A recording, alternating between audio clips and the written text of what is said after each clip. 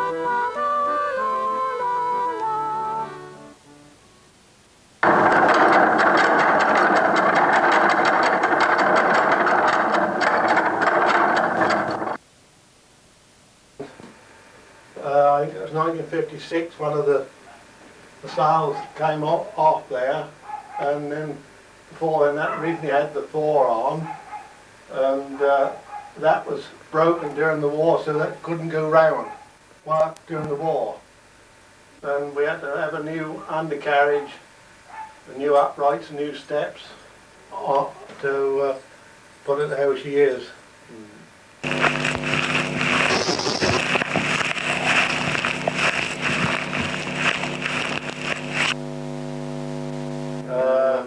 There was a family name of Websters who used to run it last.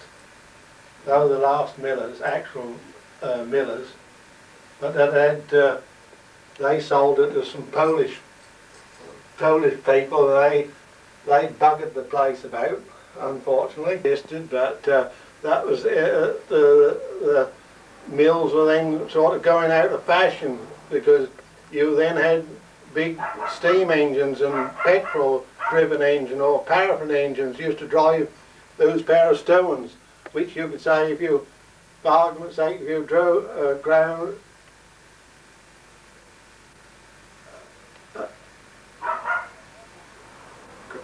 milled a ton a day with the machinery, you could perhaps mill 2 tons.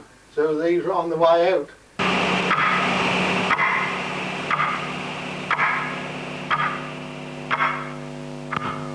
They used to have a mill, a blacksmith, a wheelwright, and carpenters. A wheelwright used to make the wheels and make wagons and carts, and then if anybody died they'd make a coffin as well.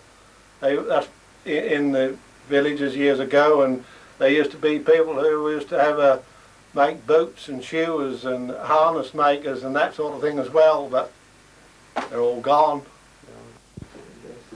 Life progress and people's alter, and there you are. And the world keep going on. I don't know if that's any better. I think society is sick, and people's principles and manners are dreadful. Too greedy. There isn't enough kindness. That's what I think, but there we are. People think too much of money. You can't live without money, nor can I, but there's more in life than money. Well, I think so.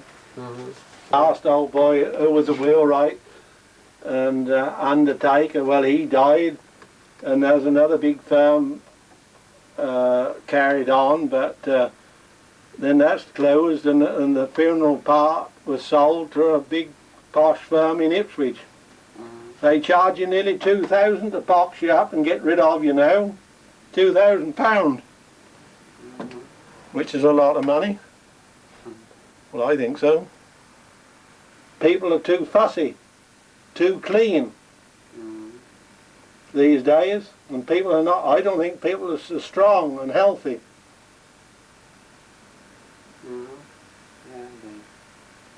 They're bred different, bred too high. And they don't work physically. No.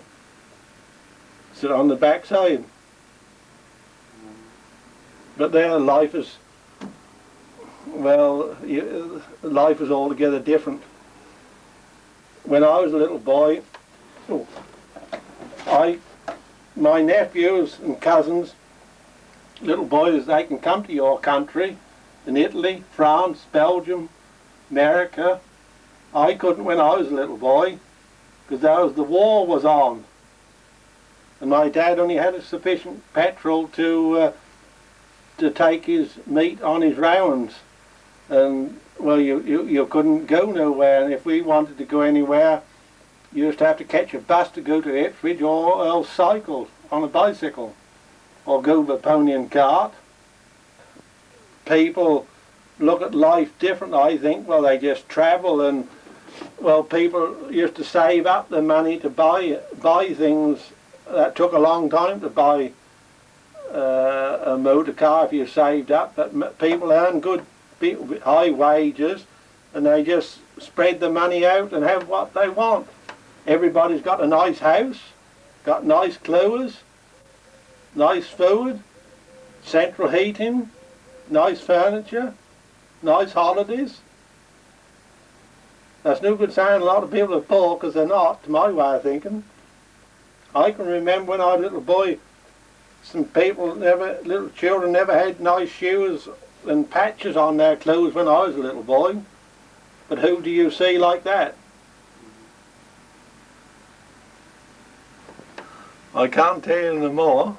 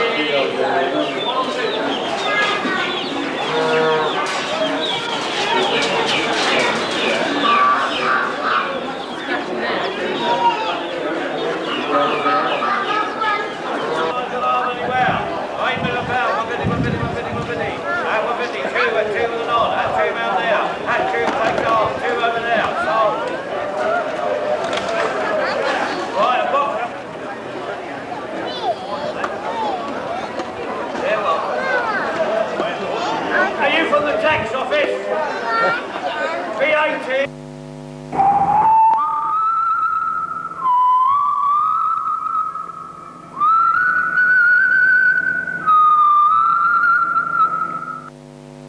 Brandeston was a village which centred on a large house.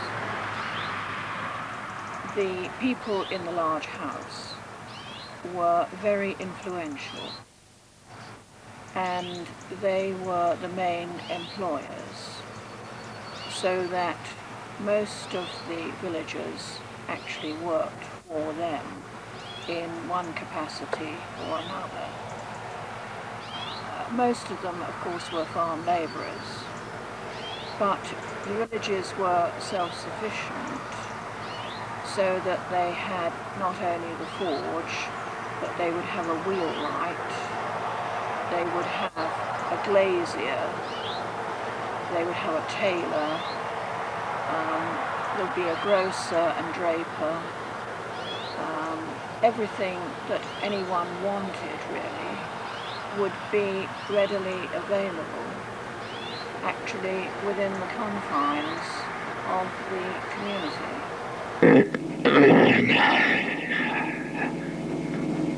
Suppose in Brandeston there are only 2 farmers left, and they both have got fairly small holdings. One of them very small. The land has been bought up by either big conglomerates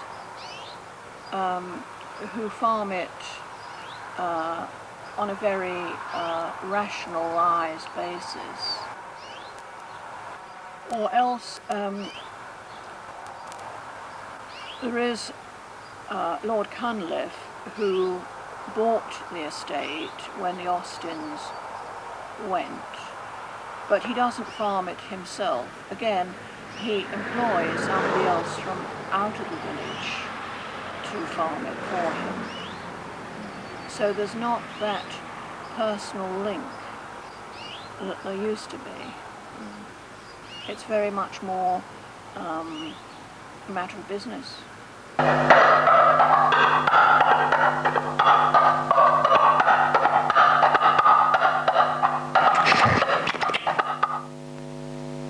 The farmer across the road here in the farmhouse is very keen on horses, and he's got,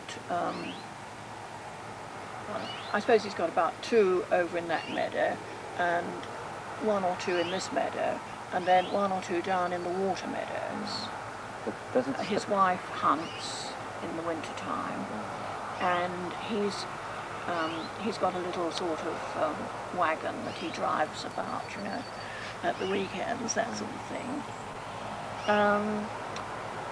There's another woman who is a very keen rider and lives fairly locally, and she keeps her horse at livery, also in these meadows. But it's not so many horses as there used to be, and they're riding horses, of course, not working horses.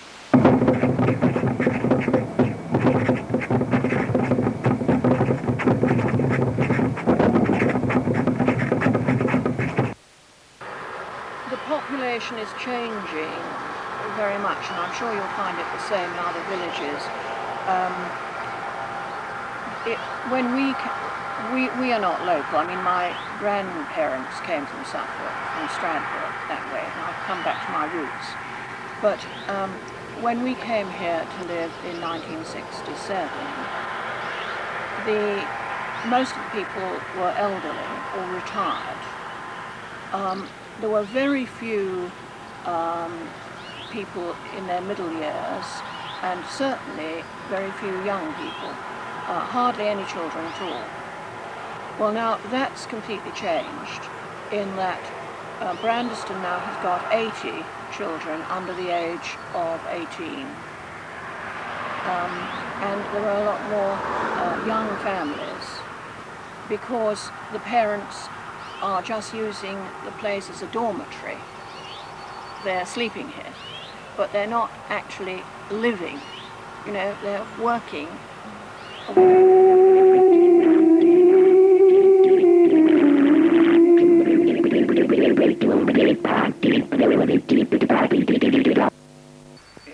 The church was the focal point of the community. Whether people actually wanted to go to church always or not, they did do. And Brandeston had a church and also a congregational church or chapel for non-conformists, people who did not belong to the Church of England. And literally hundreds of people would converge on those two buildings. This would give a focus to life, I suppose, because not only were they worshipping, but they were also having a social occasion to a certain extent, because they were meeting each other and conversing and talking and exchanging news. Well, now you haven't got that really, because the congregation hardly exists. People don't use the village hall terribly much, partly because it's in such a bad state, but they've got their own amusements. You know, everyone's got a television, haven't they? Except us. We had one until the 1960s, and then we gave it away, and because we decided it was an awful time waster. But you know, they sit themselves down in front of this screen, or they do things with their computers, or they're so tired in the evenings that they don't really want to go out and go to a lecture or do something or meet people.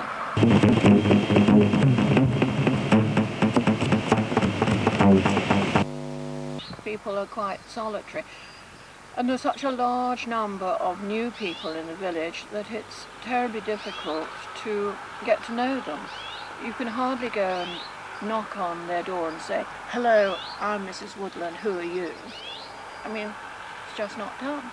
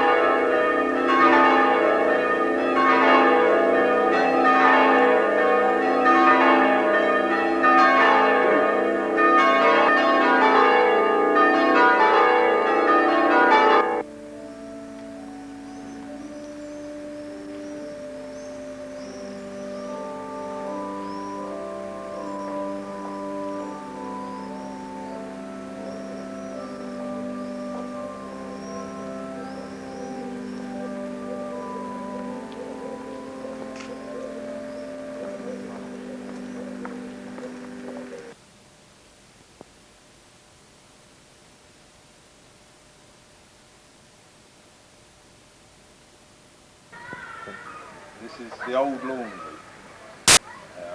It's where I live. We converted it to our now a nice 3-bedroom house. It used to belong to the people who owned Branston Hall, and they had all their washing from the village, and also surrounding big houses used to come here. And apparently at one time they had 6 girls that worked. Побратався сокіл сизокрилим орлом. Ой, брате ж мій, брате, сизокрилий орлом. Зоставляю тобі всі свої пожитки, усі свої пожитки, ще й маленькі дітки.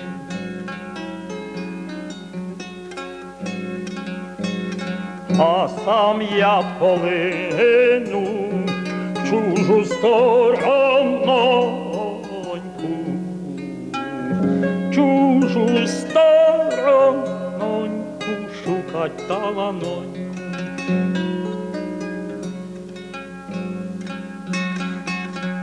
А як добре буде, то я й запарюся, а як лихо буде, додому вернуся.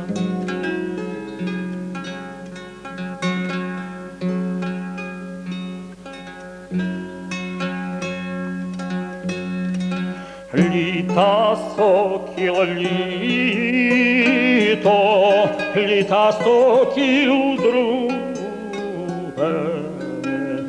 а на 3-те літо сокіл прилітає. Сокіл прилітає, та й орла питає. Ой, брате ж мій, брат, а де ж мої маленькі дітки?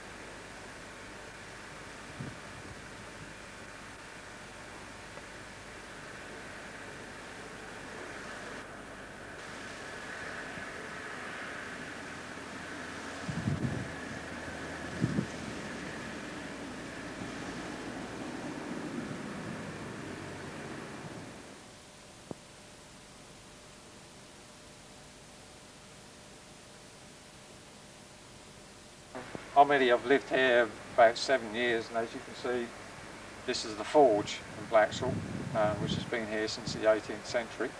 The original forge is still in there. Most of the equipment is in there, but it's now been modernised for a more modernised machinery. And next door is what they call the traverse, where they used to tie the horses up prior to shoeing them. And what they used to call the wheelwright's barn, where obviously the wheels were made. Originally the floor was a lot lower. Whether it's true or not we don't know, but they found that they built a cart in there one day. This is the story. They built a cart in there one day and they couldn't get it out, so they had to dig the floor and the front of the doorway out to get the cart out. And behind the building used to be a very large pit, and where the guys used to cut the wood up for the various parts for the horse carts and everything else. So you used to have one guy standing down in a pit, another guy used to stand above, and they used to cut through the wood between themselves.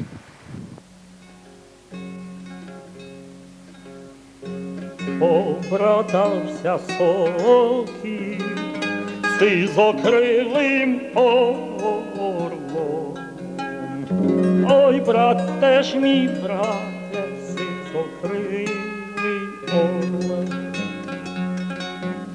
Зоставляю тобі всі свої пожитки,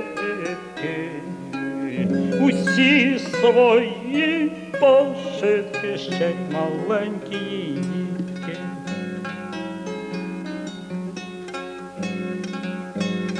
А сам я полину чужу сторононьку, чужу сторононьку шукать таланоньку.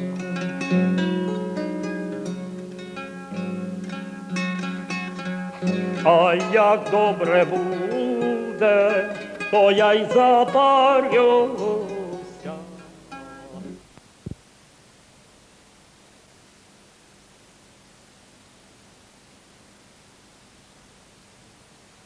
Our house is called Shimaker Cottage because many years ago this is where the old shoemaker used to live.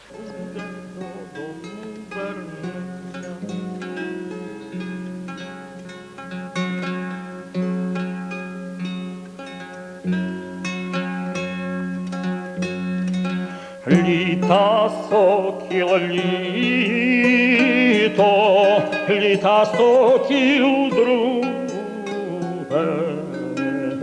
а на третє літо сокіл прилітає. Сокіл прилітає, та й орла питає. Ой, брате ж мій брат, а де ж мої маленькі дітки?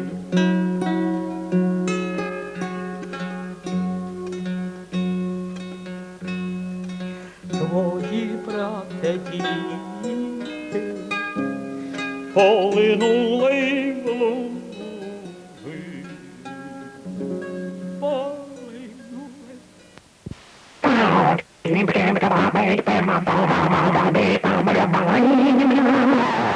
I done milkman. When I first left school, I went on a forestry, where nearly all the young boys went to. And we done the forestry, and I left the forestry and come back on a farm, done 7 or 8 years on a farm, with the cows milkman. And then after then I finished there and I went on a building, tried at Bentwater, so there's an aerodrome up. There's an air base up there, which is closed down there, but it used to be American, run by Americans. I went on there on the building flats up there. And I left that and went, I went somewhere, I can't remember where, and then I went on the river board, joined that. And then I stayed there about 30 odd years on that. And doing the sea defences and everything like that. And can you...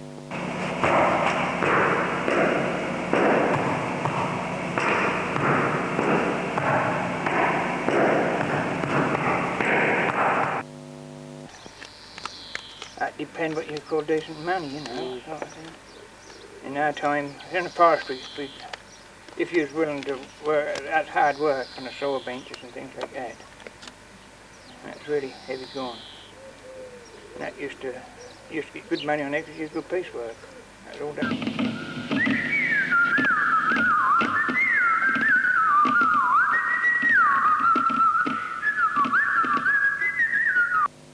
All right, but then you get another lot try to tell you what to do and so forth. They come in here and sort of think they take over completely everything when they get in here. They just want to take over and tell you you can do and what you can't do. After 60 odd years, like the heathland up there, then they were trying to fence all that up. But it's been there for 60 odd years. I've known that to be 60 odd years, and people have been allowed to go over there. But they're now getting, so they won't stop us from going over there. Which they won't do, I can show you on that. But some you get some very good ones, very good people mix in with the villagers and mix in with you and everything. I've never had a lot of complaints until just lately. It's just happened about the last 3-4 years. And that's when I take completely over.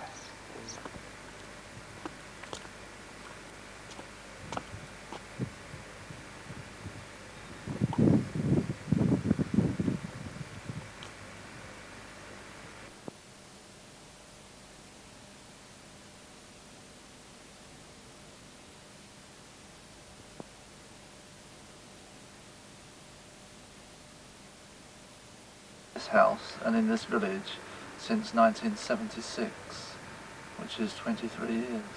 I've lived in Blaxhall for 2 years. 5 years.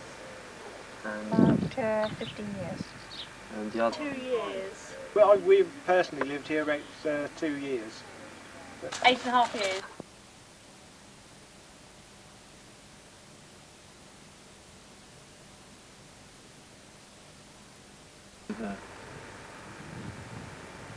pub's names?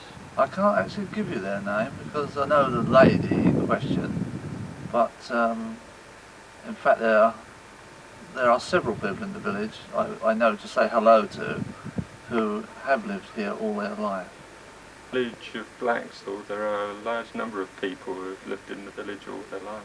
I do, just down the road there, 2 people down there. And There are 1 or 2 in the village, yes. 1 or 2. Mm. And their names? Well, I'm not sure I'll tell you their names, it's up to them, they need to tell you. Yes, 1 or 2, yes.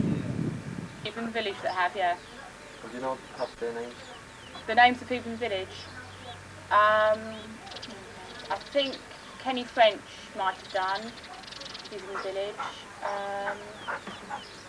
Who else, Eddie, do you know that's lived here? I don't know. Anyone? Has Daphne lived here all her life? I don't know anyone.